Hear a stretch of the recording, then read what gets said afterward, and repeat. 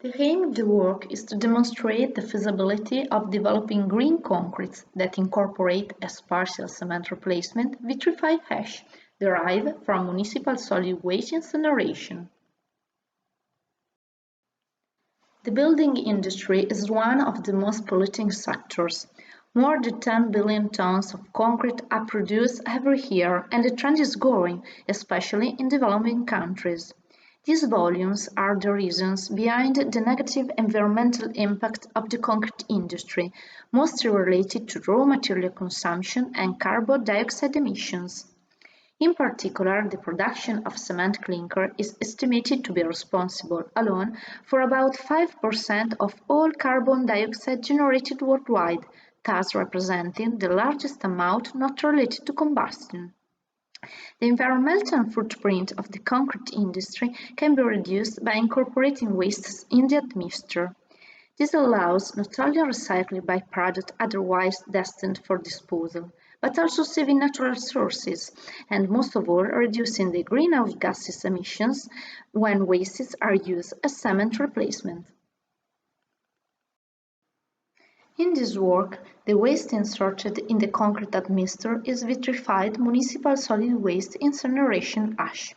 The idea is to combine the great demand for concrete with the abundance of municipal solid waste.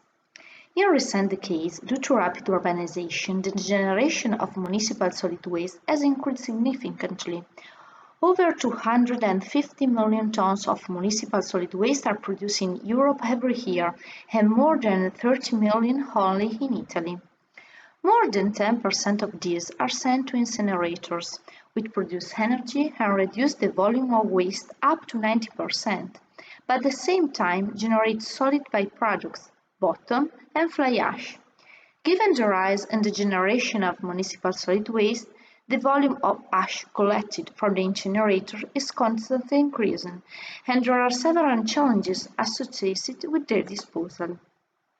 Today, ashes are usually disposed at a landfill site, with related costs and environmental problems.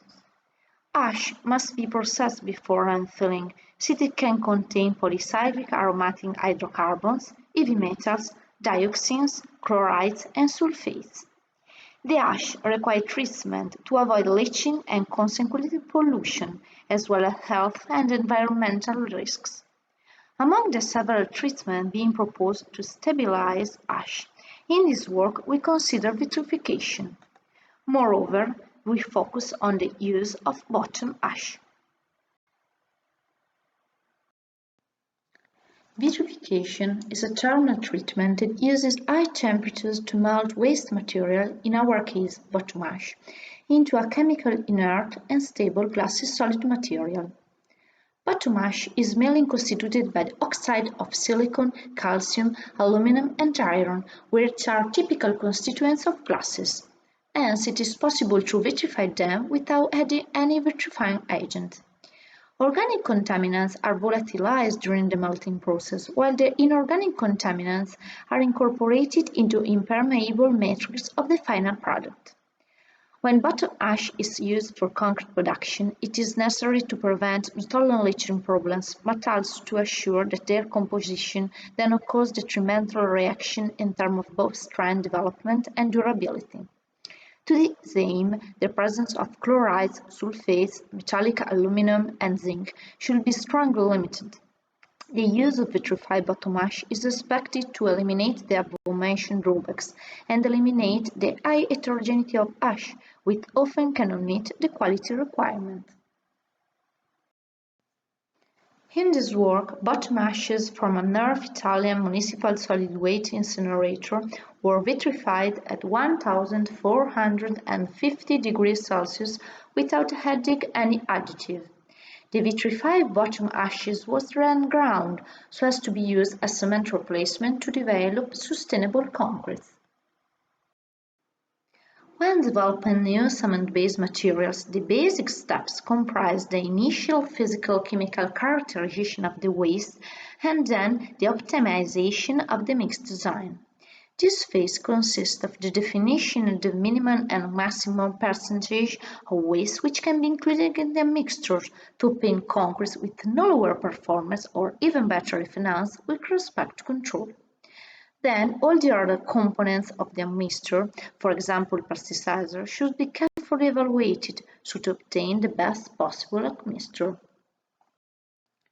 This work lies within an extensive research program whose aim is to fully characterize the behavior in terms of both physical and mechanical properties of fresh and undrawn concretes that incorporate vitrified municipal solid waste incineration bottom ash as partial cement replacement.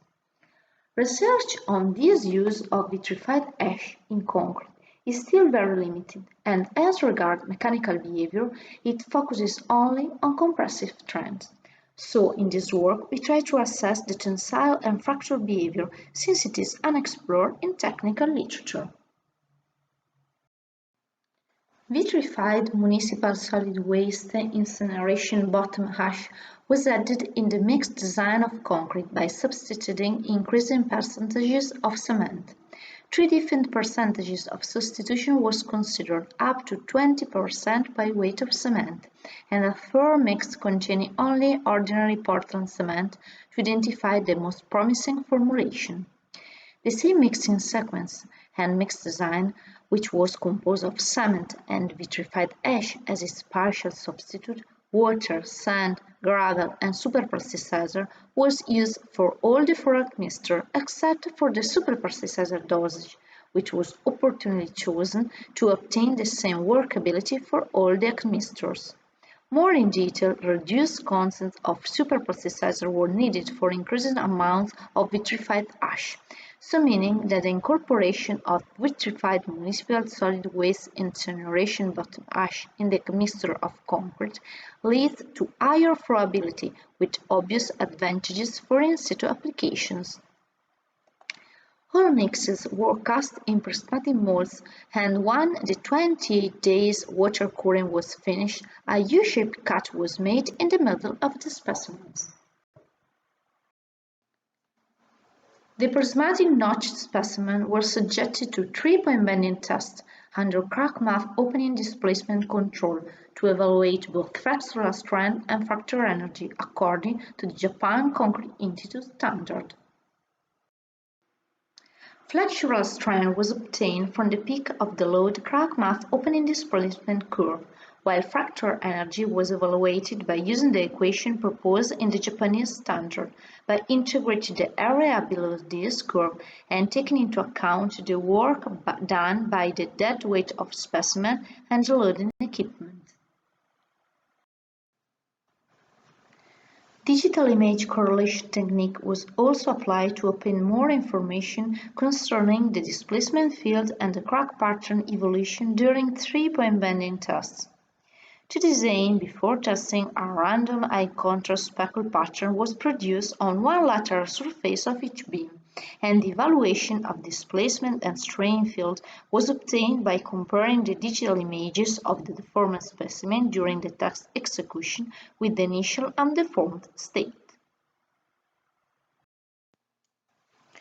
Turning now to the results, it can be seen that the same flexural behavior can be recognized for all the admixture, so implying that the replacement of cement up to 20% by weight with vitrified municipal solid waste incineration bottom ash does not lead to a significant difference with respect to control, thanks to the pozzolanic activity of vitrified ash.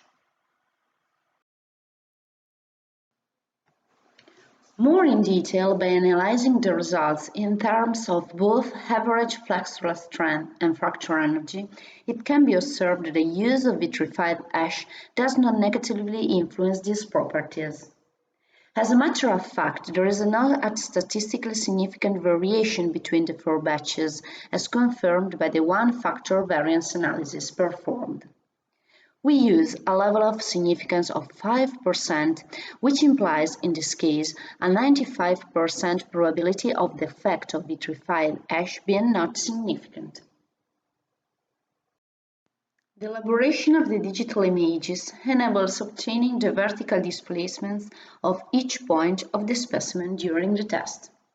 The deflection is computed from the bottom midspan vertical displacement, obtained as the mean of the two values of the sides of the notch by removing the original displacement and the supports. As expected, the results in terms of load midband deflection curves confirmed the use of 15% of vitrified ash by weight of cement leads to comparable flexural response with respect to control. The same results apply for all the percentages of substitutions considered.